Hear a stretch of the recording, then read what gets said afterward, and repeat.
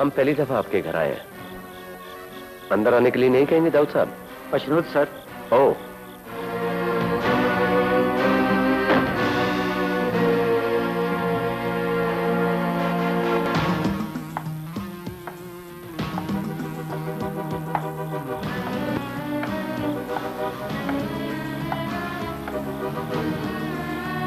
कौन है मामा जी?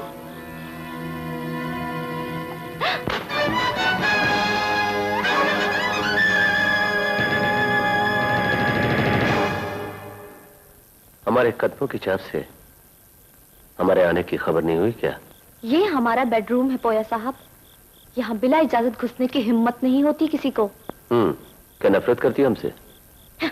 माफ कीजिएगा पोया साहब, हम तो आपसे नफरत भी नहीं करते।